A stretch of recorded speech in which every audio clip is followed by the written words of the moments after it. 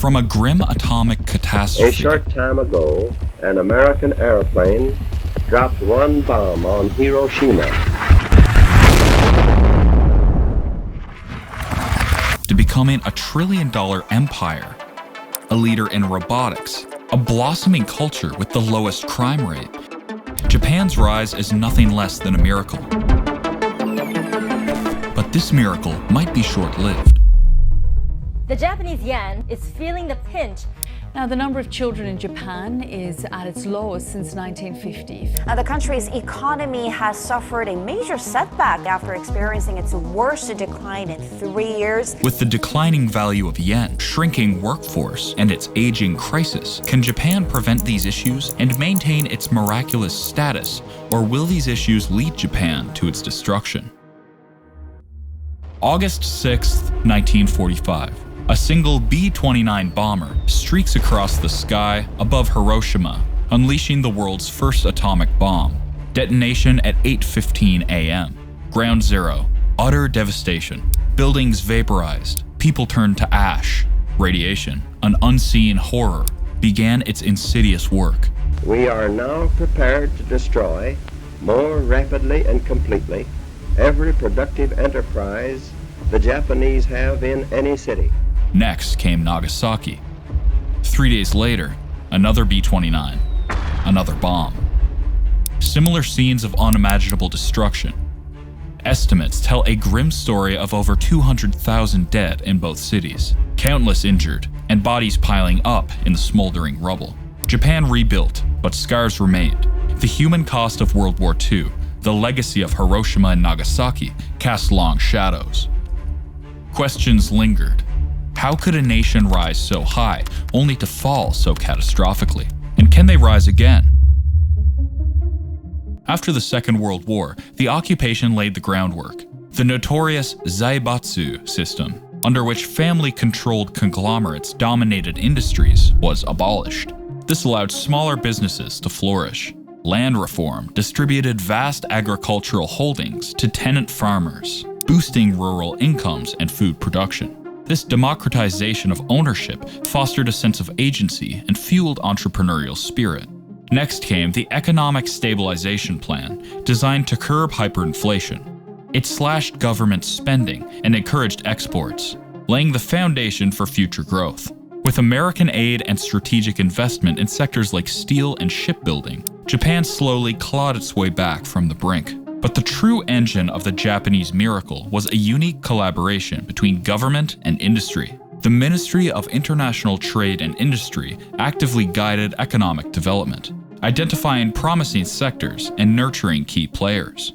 Companies embraced close collaboration with the government, forming keiretsu, aka interlinked networks of suppliers, banks, and distributors that fostered loyalty, efficiency, and technological innovation. This focus on innovation was paramount. Japan poured resources into research and development, creating a fertile ground for groundbreaking technologies.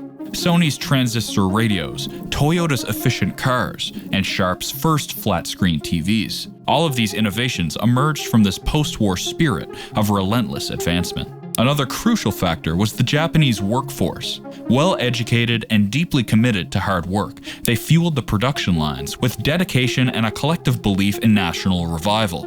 Long working hours and strong company loyalty became cultural cornerstones, driving productivity and fostering a sense of shared purpose. The results were jaw-dropping. By the 1970s, Japan had become an economic powerhouse, exporting its goods across the globe. The Made in Japan label became synonymous with quality and affordability, a testament to the nation's remarkable transformation.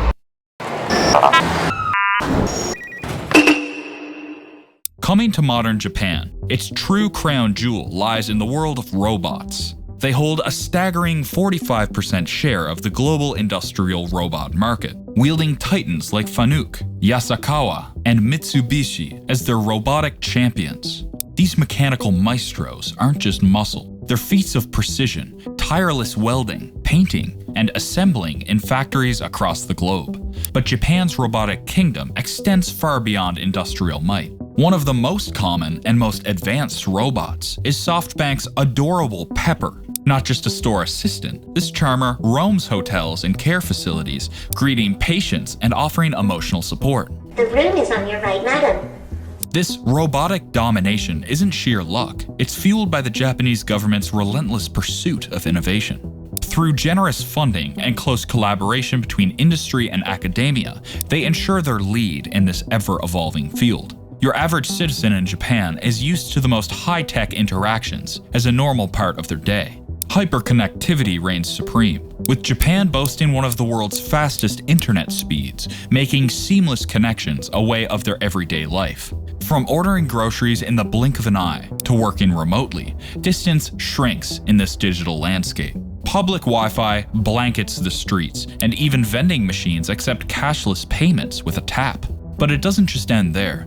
Innovation thrives in every sector. From the world's leading robotics to futuristic medical technology, Japan pushes boundaries. 3D printing creates custom prosthetics, while AI-powered healthcare robots assist surgeons and monitor patients. Forget paper maps. Interactive digital displays guide you through bustling cities, and smart homes predict your every need. Efficiency is a cultural mindset for this country, and this is evident in meticulously organized public spaces and punctual transportation. And the Japanese aren't just efficient, they're clean too. The concept of mottainai, meaning a sense of regret over waste, clearly shows the Japanese commitment to environmental sustainability. This mindset is reflected in the nation's waste management practices, including extensive recycling programs and efficient garbage disposal systems. Moreover, public spaces, streets, and transportation facilities are kept impeccably clean through a collective effort. Just look at the tradition of isshokenmei, meaning to do one's best. This little phrase extends to daily activities like cleaning public spaces. You'll hardly find a dirty public place in Japan. Safety is also a paramount aspect of Japanese society, and the country has implemented various measures to ensure the well-being of its citizens. Japan's earthquake-resistant infrastructure, developed due to the country's susceptibility to seismic activity, showcases a proactive approach to safeguarding citizens. The effectiveness of disaster preparedness measures was evident during the 2011 earthquake and tsunami, where the country's emergency response and evacuation procedures saved millions of lives. From the outside looking in, Japan does feel like a utopia, but everything that glitters is not always gold. Same goes as well for Japan. By 1991, Japan had enjoyed a remarkable 3-decade boom, becoming the world's second largest economy behind the United States. This growth spurred an insatiable appetite for investment, inflating both real estate prices and stock market values. However, by the late 1980s, this growth morphed into a frenzy. Fueled by near centuries of endless prosperity,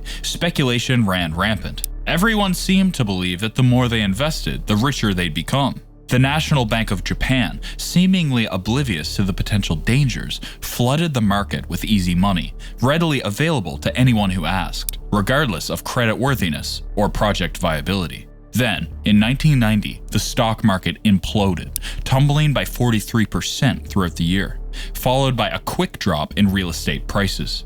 This bubble burst had dire consequences. Ordinary people, suddenly holding deflated assets, had less money to spend. Businesses, deprived of investment capital, stagnated. The economic boom evaporated. Beyond the immediate downturn, the bubble's burst exposed deep, long-simmering cracks in the Japanese system. Widespread corruption, from insider trading to bribery, came to light. It emerged that the seemingly endless supply of money had kept hundreds of zombie companies alive, businesses that should have succumbed to market forces, but were artificially propped up by cheap loans. This dramatic transformation earned Japan the unflattering moniker Sick Man of Asia, a stark contrast to its previous Japanese Miracle title. While economic cycles of boom and burst are a global phenomenon, this downturn had a singular, lasting impact on Japan. Unlike other countries, it inflicted lasting scars on an entire generation, with millions still bearing the consequences today, known as the Lost Generation, born at the crossroads of economic collapse and inflexible hiring practices. Shushoku Katsuro, The intense and ritualistic university graduate job hunt was the gateway to a coveted corporate career. Major companies, including the powerful Keiretsu, hired only fresh graduates once a year in large batches. Passing on this tradition of group interviews and uniform-clad competition secured a job for life, further promoted by the Shushin Koyo, or lifetime employment, and Shanai Shoshin, or internal promotion. These established practices, prevalent in the 1990s and still present today, offered stability but also instilled a harsh reality, followed by lifelong loyalty. However, the bubble burst shattered this established ritual. During the boom, securing any corporate job was difficult but feasible. Post-1990, hiring just froze. Companies, prioritizing retaining existing employees amidst the crisis, stopped recruiting fresh graduates for almost a decade. While hiring eventually resumed, the landscape had shifted dramatically. Graduates of the 1990s, no longer fresh, were deemed ineligible. Trapped by timing, this generation, dubbed the Lost Generation, fell through the cracks. Condemned to temporary, part-time and low-paying jobs, their dreams of stable corporate careers evaporated. This period, coined the Employment Ice Age, continues to haunt Japan.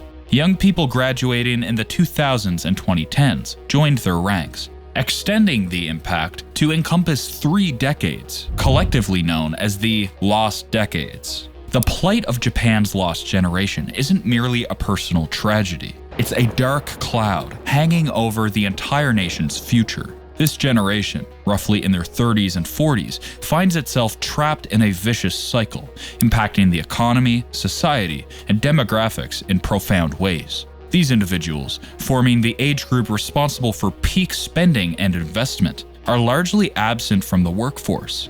They often rely on their parents, unable to afford mortgages, cars, or families of their own. This creates a significant drag on domestic consumption, a vital driver for any economy. That's not all. Japan's demographic crisis, already one of the worst in the world, is exacerbated by the lost generation's low birth rate. With fewer children being born, the ratio between seniors and working-age individuals is projected to be 1 to 1.3 in 2050.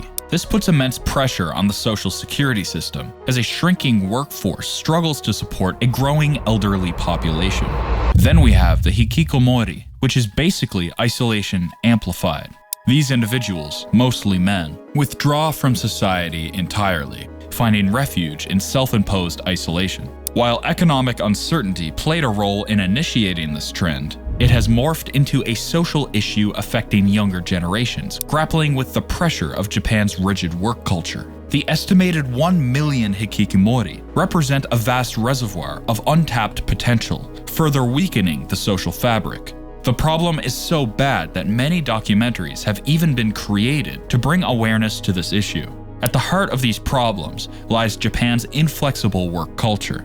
Lifetime employment and internal promotions, once a pillar of stability, now create an impenetrable barrier for the lost generation and beyond. The reluctance to embrace flexible work arrangements or retrain existing employees leaves millions locked out, perpetuating the cycle of unemployment and frustration. While recognizing the plight of the lost generation, the government's efforts to fix them have been a mixed bag, often hampered by the same rigid structures that contributed to their predicament. Policies like subsidies for hiring older workers and encouraging flexible work arrangements have had limited success, facing resistance from companies clinging to traditional practices. Retraining programs exist, but they haven't effectively bridged the skills gap or overcome age discrimination. Mental health initiatives tackling the social stigma surrounding mental illness are gradually making headway, but still face uphill battles. Perhaps the biggest struggle lies in fundamentally reforming the country's work culture, prioritizing individual choice and adaptability over inflexible lifetime employment and strict hierarchies. The echo of the lost generation haunts Japan's economy, and yet resilience whispers in the wind, carried by those who strive to redefine success and rewrite their own stories. Japan's future remains an untold chapter, and only time will tell what words will fill its pages.